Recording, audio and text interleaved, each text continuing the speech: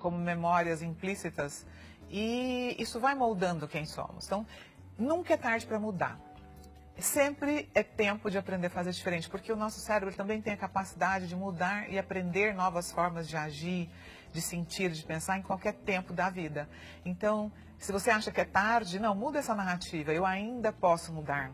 Eu ainda tenho tempo de construir o relacionamento que eu desejo, a nova carreira que eu desejo. Eu ainda tenho tempo de me tornar um pai, uma mãe melhor, mas isso depende de uma decisão, que é realmente você assumir as rédeas da sua vida, sair do lugar de vítima e falar, eu assumo a responsabilidade por construir as habilidades que eu ainda não consegui até agora. Reorganizando o seu tempo, refazendo sua agenda. Fazendo prioridades. Terapia. Exatamente, olhando para si mesmo.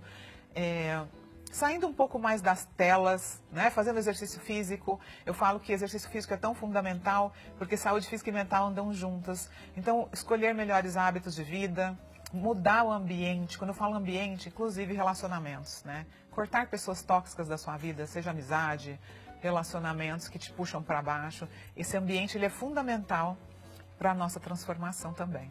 E para os pais, especificamente, que mensagem você deixa? Para os pais, primeiro recebo o meu abraço apertado, porque eu sei que quando a gente começa a escutar tudo isso, vem aquele sentimento de culpa, de meu Deus, eu estou fracassando. Então, saia desse lugar, né? E também tenha humildade para reconhecer que você também erra todos os dias e que a gente sempre tem muito para aprender. E os nossos filhos, na verdade, eles são grandes professores, que nos mostram as nossas dificuldades, aqueles desafios que muitas vezes a gente jogou para baixo do tapete por tantos anos, né?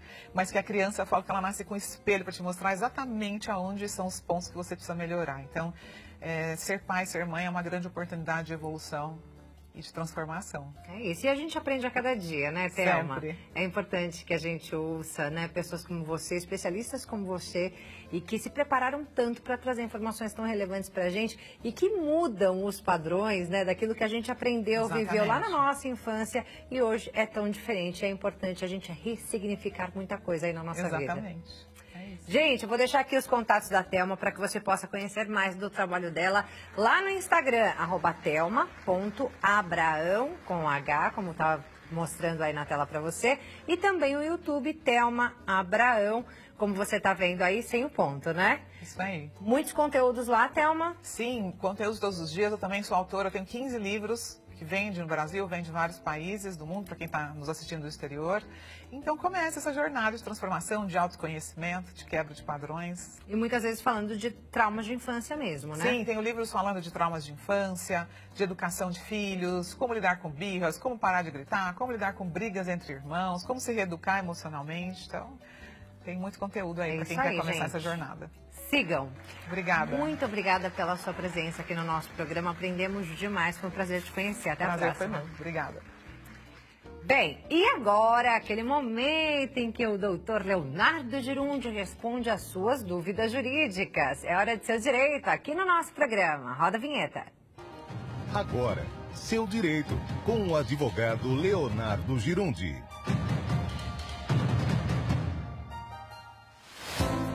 Oi, doutor, tudo bem com você? Tudo ótimo, uma alegria estar aqui mais uma vez, atendendo as dúvidas e as perguntas dos nossos telespectadores. Alegria toda nossa, prazer te receber novamente. E temos algumas perguntinhas aqui já para você. Vamos a elas. A primeira delas é da Patrícia Andrade. Primeiro tem a pergunta da Dora, desculpa. Dora Dalva, do Rio de Janeiro, capital. Um beijão para todo mundo aí do Rio que está acompanhando a gente aqui no nosso programa. Olha só, doutora, o que ela diz. Sou viúva há 8 anos e tenho 61. O INSS alegou que não tenho direito à pensão e que falta 1 ano e 2 meses para completar o prazo necessário. Está correto isso? Depende. Eu imagino que aí, primeiro abraço, um beijo à turma lá do Rio de Janeiro, terra bonita, terra boa, tem muita gente que nos assiste lá. Depende, tem algumas informações aí que estão um pouco trucadas. Ela fala sobre a viuvez, né, do estado de viuvez, fala da pensão e depois fala de um prazo. Então, não sei se houve uma confusão na pergunta, que ela queria tratar de aposentadoria ou de pensão. Porque pensão por morte, que é uma grande confusão no Brasil, porque são muitas leis, né? É difícil mesmo, vários códigos, várias situações, cifras diferentes, então é complicado. Então existe a pensão alimentícia, que é aquela que os filhos, a esposa ou o esposo, um parente, que recebe quando existe ali o divórcio, aí você cobra de uma outra pessoa. E tem a pensão do INSS, que é outra coisa. A pensão do INSS é por morte. E ela fala aí 8 anos de viuvez. Então, quando é gerada a viuvez, você faz o pedido da pensão e ela automaticamente é feito o pagamento. Então, não existe um prazo a ser cumprido. Tá? Ela fala aí que falta 1 ano e 9 meses. É estranho esse prazo.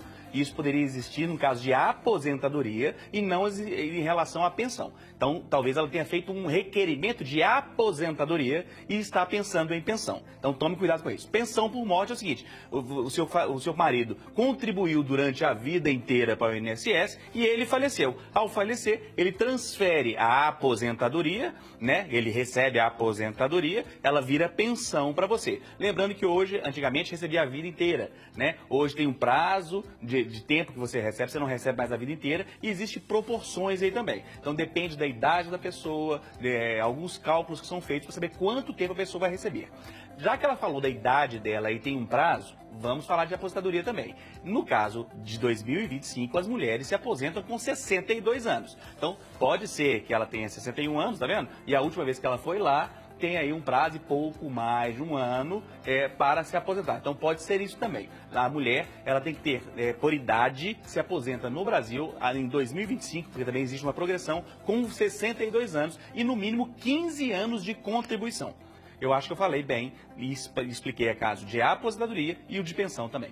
É isso aí, respondeu nos 2 casos, né, doutor? Como tinha dúvida do que era, confusa, mas a resposta está clara. Exatamente, atendê-la. É isso aí. Agora sim a gente tem a pergunta da Patrícia Andrade, de Vitória, Espírito Santo. Beijão para todos aí. Pergunta seguinte, tem um filho de 6 anos, o pai nunca registrou a criança.